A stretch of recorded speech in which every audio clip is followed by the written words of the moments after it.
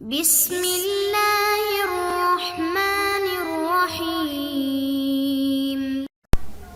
السلام علیکم محترم سامعین اور عزیز طلبہ کرام، امید کرتا ہوں کہ آپ تمام احباب خیر و عافیت سے ہوں گے۔ آج کا ہمارا سبق نمبر 63 ہے، جس میں ہم شاعر حسان بن نشبتہ کو پڑھیں گے۔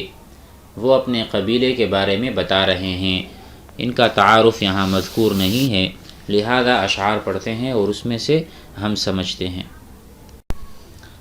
وقال حسان بن نشبة العدوي نحن أجرنا الحي كلبا وقد أتت لها حمير تزجي الوشيج مقوما تركنا لهم شق الشمال فأصبحوا جميعا يزجون المطي المخزما فلما دنوا صلنا ففرق جمعهم سحابتنا تندى أسرتها دما فغادرن قيلا من مقاول حمير كأن بخديه من الدم عندما أمر على أفواه من ذاق طعمها مطاعمنا يمججن صابا وعلقما۔ ترجمہ سمجھتے ہیں۔ نحن اجرنا، ہم نے پناہ دی۔ عربی زبان نے اجرا او اجرا یأجرو پناہ دینا، الاجیر کہتے ہیں جس کو پناہ دی گئی ہو۔ تو نحن اجرنا الحی، ہم نے قبیلے کلب کو پناہ دی۔ الحی کلبن یہاں پہ بدل من الحی، یعنی ایسی ایک قوم کو ہم نے پناہ دی، کلبن جو کہ حی قبیلے سے ہے، اس کا نام کلب ہے، یعنی قبیلہ کلب۔ ہم نے قبیلہ کلب کو پناہ دی۔ وقد اتت لہا حمیر، کہتے ہیں اس حال میں کہ حمیر ان کے پاس آئے۔ تزجی الوشیج المقومہ، وہ چاہ رہے تھے کہ سیدھے نیزے کھینچتے ہوئے۔ تزجی الوشیج، الوشیج کہتے ہیں درخت جس سے نیزے بنائے جاتے ہیں۔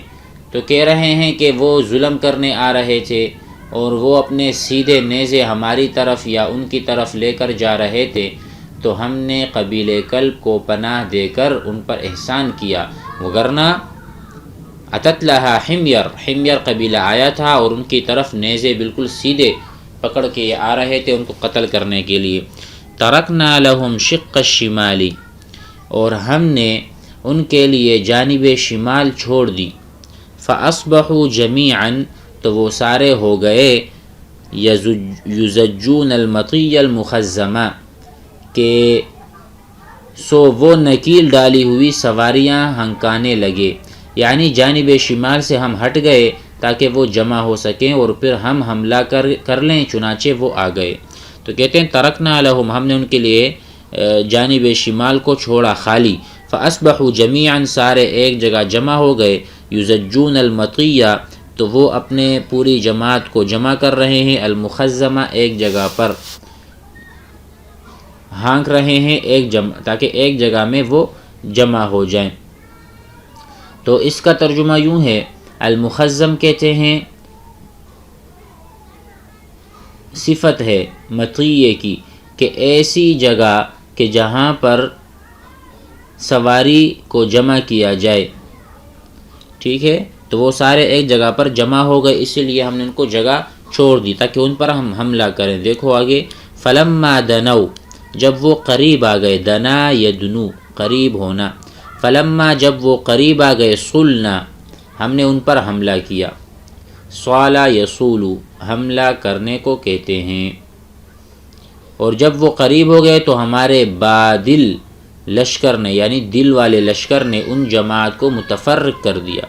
صلنا ففرق جمعہم، تو ہماری جماعت نے ان کی جماعت کو منتشر کر دیا، ٹھیک ہے، اس میں پھوٹ ڈال دی اپنے حملے سے۔ صحابتنا تندى اسرتها دما، کہ ان کی جماعت متفرق کر دی اس حال میں کہ اس کی لکیریں خون سے تر تھیں۔ صحابتنا تندى اسرتها دما، اسرہ گویا کہ راستے اور لکیریں کہ وہ خون سے تر تھیں، اور اسرہ کہتے ہیں وہ چیز جس پر بیٹھا جاتا ہے. اگر وہ گھوڑوں پر ہیں تو گھوڑوں پر یہ بیٹھے تھے تو وہ خون سے لت پت تھے. اگر یہ اونٹ پر تھے تو اونٹ بھی. صحابتنا تندا، اس کا ترجمہ ہوگا کہ تر ہونا، تندا تر ہونا، اور صحابہ کے معنی ہوں گے کہ لکیریں، کہ ان کی لکیر. لشکر کو صحاب سے تعبیر کیا، یعنی اس سختی کے ساتھ حملہ کیا کہ ہماری صفوں سے خون کی بارش برستی ہونی معلوم ہو رہی تھی. یعنی ہم نے ایسا حملہ کیا کہ ان کے خون کے فوارے چھوٹ گئے. فغادرنا قیلا او قیلا، فغادرنا تو وہ بھاگ گئے، غادرہ بمعنی ترکا. چنانچہ گھوڑوں نے حمیر کے بادشاہوں میں سے ایک بادشاہ کو اس طرح چھوڑا. فغادرنا، حمیر کے جتنے بھی قبیلے آئے تھے لڑنے کے لیے کلب کے ساتھ، قبیلہ کلب کے ساتھ، تو سارے بھاگ گئے. غادرنا بمعنی چھوڑ دیا. قیلن، قیلن کہتے ہیں سردار کو. القیل، ٹھیک ہے، لیس قیل، القیل، قیل کہتے ہیں سردار کو.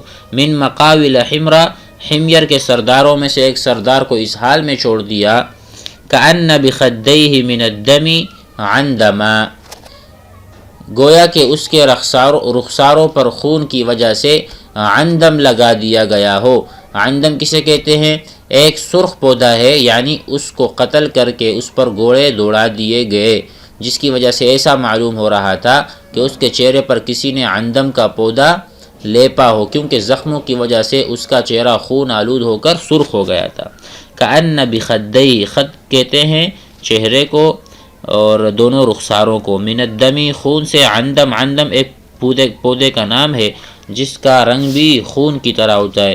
تو ایسے ان کو اس حال میں اپنے سردار کو چھوڑا کہ اس کا منہ نظر نہیں آ رہا تھا اور خون میں لت پت تھا. امر علی افواہ من ذاق طعم، ہماری خوراکیں کڑوی رہیں. امر علی افواہ من ذاق طعمها، طعم کہتے ہیں ذائقے کو، ذاق معنی چکنا. تو ہمارے منہ میں جو ذائقے تھے جو ہم نے چکا تھا وہ بالکل کیا تھا؟ کڑوی، کڑوی کسیلی. ہماری خوراکیں کڑوی رہیں ان لوگوں کے منہ میں جنہوں نے ان کا ذائقہ چھکا، اس حال میں کہ وہ درخت صواب اور علقم کی کلی کرنے لگے. یعنی جس طرح صواب اور علقم کا ذائقہ انتہائی کڑوا ہوتا ہے، اسی طرح ہمارے جنگی خوراک کے ذائقے بھی دشمن کے لیے انتہائی کڑوے اور جان لیوا ثابت ہوئے. دیکھو مطاعمنا، گویا کہ ہم نے ان کے لیے کڑوا کھانا تیار کر رکھا تھا. یمججن صوابا وعلقما، گویا کہ وہ چوس رہے تھے یا وہ کھا رہے تھے صواب یا علقم. صواب اور علقم دونوں پودوں کے نام ہیں، اور ایسے پودے ہیں جس میں کڑواہٹ بہت زیادہ ہوتی ہیں. گویا کہ وہ منہ سے تھوک رہے تھے صواب اور علقم.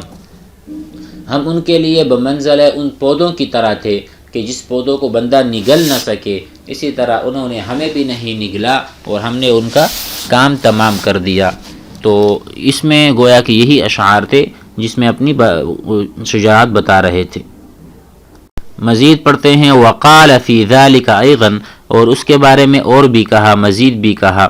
انی وان لم افد حیا سواہم فداء لتیم یوم کلب وحمیرا ابوا ان یبیحوا جارهم لعدوهم وقد ثار نقع الموت حتى تكوثر سموا نحو قيل القوم يبتدرونه بأسيافهم حتى هوا فتقطر وكانوا كأنف الليث لا شم مرغما ولا نال قط الصيد حتى تعفر.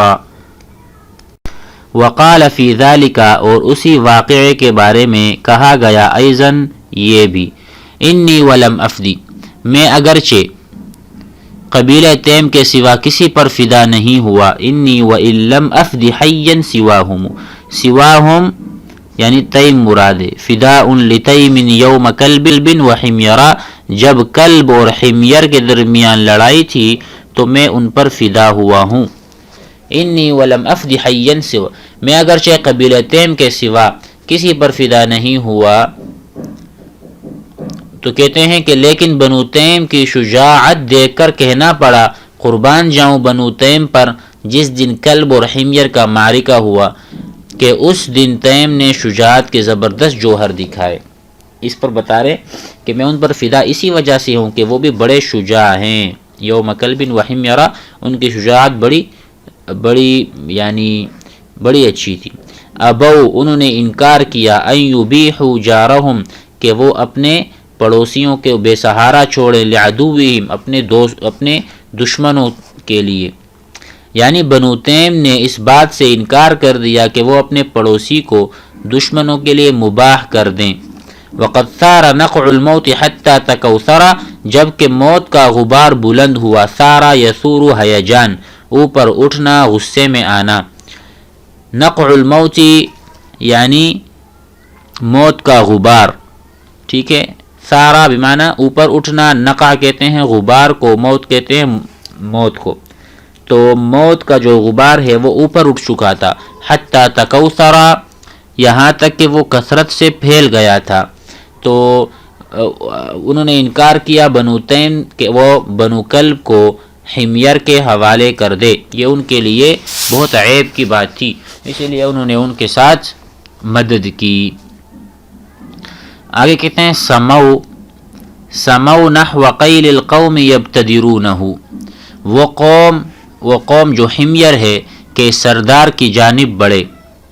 قوم حمیر سردار کی جانب بڑھے. دیکھو قصدو، قصد کرنا، انہوں نے قصد کیا. نحو قیل معنی سردار کے ہیں قوم، اور حمیر کے قوم کے سردار کی جانب بڑھے، اس حال میں کہ ہر شخص تلوار لے کر ایک دوسرے سے آگے بڑھنے میں جلدی کر رہا تھا، چنانچہ وہ گر گیا اور پہلو کی جانب چھت گیا. کہتے ہیں یبتدرونہ یذهبون الیہ، اور ہر کوئی اس کی طرف بڑھ رہا تھا کہ میں اس کو قتل کروں گا، سردار کو. باسیافہم، اپنے تلواروں کے ساتھ. سمو باسیافہم، سمو قصدو، قصد کیا، باسیافہم، تلواروں کے ساتھ. نحو قیل القوم یبتدرونہ، یہاں تک مکمل ہوا. حتی، یہاں تک کہ ہوا سقط، ہوا بمعنی سقط، ہوا بمعنی سقط بھی آتا ہے. فتقطر، تو وہ یعنی تقطر سے مراد کہ ایک جانب پر گرنا، اور اس کے ساتھ گویا کہ اس کا خون نکل چکا تھا اور وہ ٹوٹ گیا، یعنی مر گیا. وَكَانُوا كَأَنْفِ اللَّيْثِ لَا شَمَّ مَرْغَمًا، اور وہ تیم شیر کی ناک کی طرح ہیں جو ذلت کو نہیں سونگتی. وَكَانُوا، اور جو حمیر ہیں، قوم حمیر، كَأَنْفِ اللَّيْثِ، شجاعت میں بالکل شیر کی طرح ہیں، کہ شیر بھی ذلت کو پسند نہیں کرتا، گویا کہ شیر کی ناک کی طرح. شیر کی جو ناک ہے وہ ذلت کو نہیں سونگتی. لا شمّ، وہ نہیں سونگتی. مرغمن، مرغم کا ترجمہ ہوگا یعنی ذلیل ہونا، کہ وہ ذلیل چیز کو نہیں سونگتی، کبھی بھی شکست کو نہیں سونگتی. ولا نال قط الصید حتی تعفر، اور اسی طرح وہ کبھی کسی شکار پر نہیں پہنچا یہاں تک کہ اسے خاک آلود نہ کر دیا ہو. وہ کبھی بھی ہر شکار تک پہنچتے ان کو خاک آلود کر دیتے ہیں اور ختم کرتے ہیں. تعفر کے معنی ہیں خاک آلود ہونا، ٹھیک ہے. اسی طرح یہ بھی شیر کی طرح ہیں کہ جب کسی قوم پر حملہ کرتے ہیں تو اس کو خاک آلود کر کے چھوڑتے ہیں اور ان کو شکست دے کر ہی یہ آگے بڑھتے ہیں. امید ہے آج کا درس بھی آپ حضرات کو سمجھ میں آ گیا ہوگا. والسلام علیکم.